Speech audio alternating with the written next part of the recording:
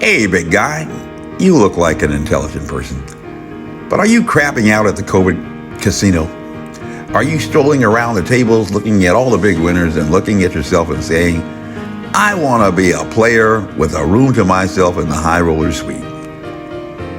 Or are you just another loser to a novel coronavirus, forced to wear a mask, unemployed, staying at home with your favorite activities placed on hold indefinitely? Then grab another Corona and listen up. Cervezas for all my amigos, right? All roads lead to Rome. All roads lead to Rome, or so they say. And it had to be in our freshman year in Latin class. Now that's real class. At a fine Jesuit high school, albeit just an oasis of opportunity in a depressed inner city, that I first remember hearing that very familiar phrase, all roads lead to Rome.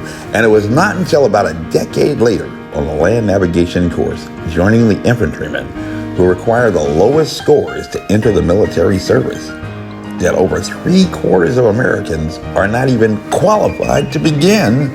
And on Fort Benning, imagine that. The place named for a general in the Confederate Army, they say, which actually might be appropriately named because most of the soldiers who protect our nation's freedoms are actually from the South, and following the family profession of arms that has been their specialty, often dating back to the beginnings of this experiment in democracy, that I considered a homonym in the roads leading to Rome that made that axiom a bit more comic, if lost in translation into English, roaming in the woods trying to locate points on a map to successfully pass a qualification test. And I don't know about you, but I tend to be kind of competitive and I like to win. And a road trip seeking exotic ports of call and adventure to Vegas, often called Sin City, is one of those roads that many wish to explore, seeking pleasures, adventures, and treasures unimagined, and place it on their bucket list. A temptation that even the famed Harvard professor and astrophysicist Dr. Richard Feynman could simply not resist, developing an entire chapter for an astrophysicist in his book about how to be successful in life, to the life of a professional gambler. And he chose for his subject one of the profession's best, who could bankrupt a casino with little effort. And that's a skill that certainly would not be a bad thing to possess, especially in a pandemic crisis. But what Dr. Feynman quickly discovered was that the secret for success in a place like Vegas is not exactly rocket science. There's a card counter who got that. But even he felt a bit taken down in self-assurance for being required to take that trip to Vegas to actually find out from a person who could explain to him one of the easiest tricks to life in the entire world. Perhaps Dr. Feynman expected a country song with an esoteric answer about how you have to know when to hold, know when to fold, know when to walk away, and know when to run. But how in the world do you know that? But the ace that gambler gave Dr. Feynman to keep was a real gambler never relies on simply dumb luck. Who knew? Who knew? Who knew? Lesson 1 in success is to dress for success. You knew that. And if you look like a winner, you will start to feel like a winner. Others will start to see you as a winner. And who knows? You may one day be that big winner, even at the COVID casino. So listen up. Those who have had the opportunity to sell life insurance have probably found a potential customer or sucker on a pre-qualified list to deliver a sales pitch often described as a financial needs analysis. Oh, that sounds good. Everybody wants financial needs. Little analysis. And suggested for instant affirmation, a suggestion that you simply can't refuse. Are you ready? If you fail to plan, you plan to fail.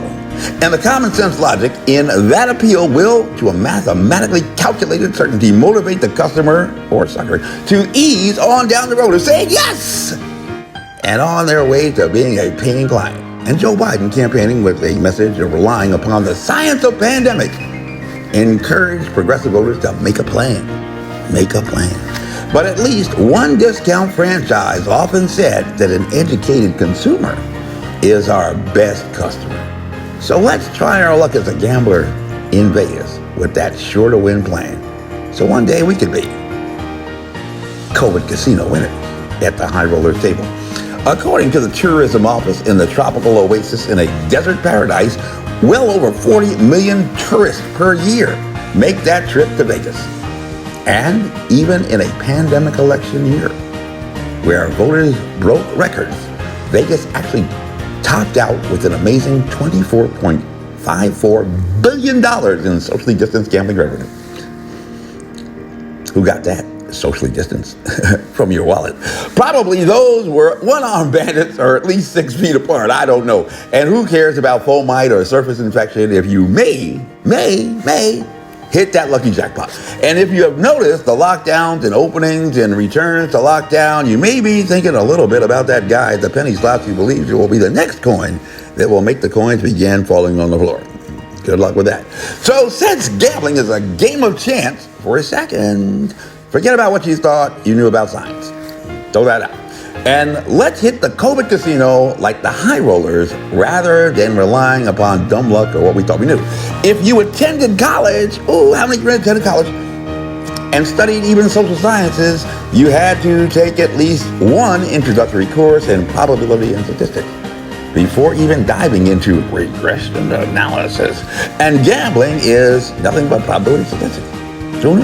So you should at least be familiar with the law of large numbers, which dictates that if you were to repeat a random exercise subject to probability, like picking a card, any card, flipping a coin, or just rolling the dice, the more times that you repeat that simple random exercise exactly the way that you did on each preceding iteration, you will eventually obtain the result that you had desired and be a winner. And that is exactly how the planes roll into Vegas, a whole lot heavier than when they depart. Because most gamblers are simply waiting for that lucky roll to come to them.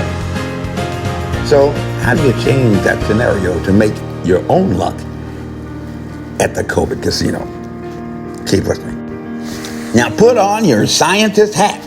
Put on your scientist hat because we've got a pandemic crisis.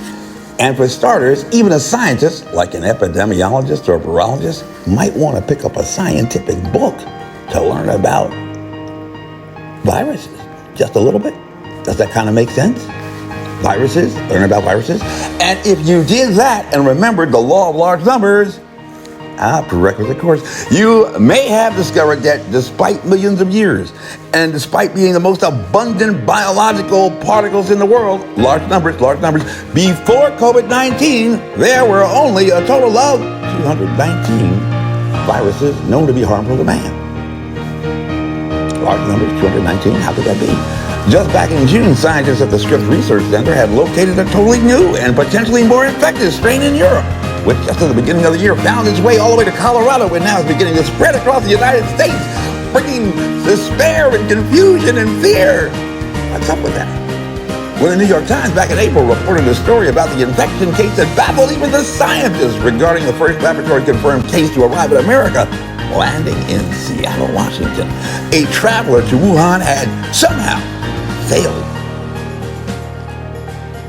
to infect a total of 68 close tracer contacts on a 20-hour flight, a 25-mile share ride with others, and 4 days engaged in social activities around the Puget Sound, but found traces of his virus in at least 39 others with whom he had no contact throughout the entire state. They actually stated an important medical fact about viruses that you need to write down. Viruses tend to mutate like a novel coronavirus does, only about 2 times per month. And most of those changes are so minute that they can only be detected with the most powerful microscopes to examine a virus below the surface level, below the crowns, and involving the genetic sequencing and arrangements of amino acids. Goodness gracious. We got a lethal pandemic. You know, those are some mean old acids. But according to the report from Scripps Research Center in June, a novel coronavirus apparently, imagine this, had read their report about zoonotic evolution that was published by Christian Anderson in April and somehow acquired its new gain of function, big science word, by sprouting more signature crowns on the sheath that contains a single strand of ribonucleic acid. Imagine that. It's like you married a chia pet. Perhaps a novel coronavirus is far better at casino gambling than scientists because That surprise discovery suggested the novel coronavirus certainly knows how to make its own luck, and you don't. And you can call it a natural selection if you want. Because if you're ever invited to a poker game and don't know who the sucker is, guess what? I'll grab a lab coat, a thermometer, a stethoscope, and another corona, because we are only at the beginning of the road to the novel coronavirus jackpot that will have you up in the high roller suite before you can say lucky strikes.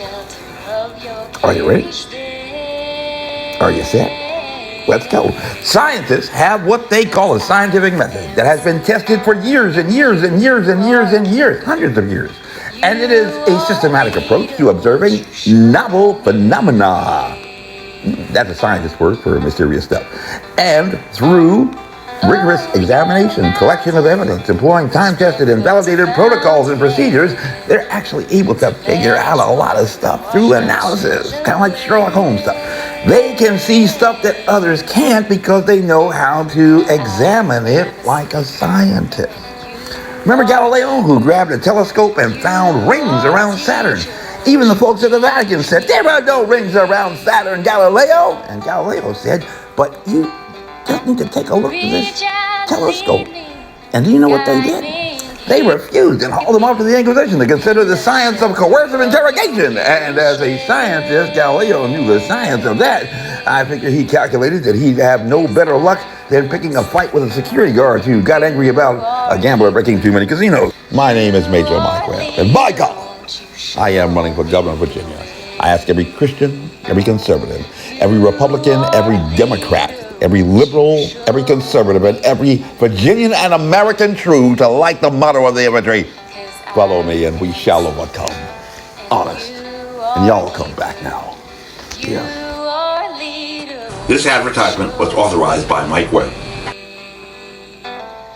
You are a leader, won't you show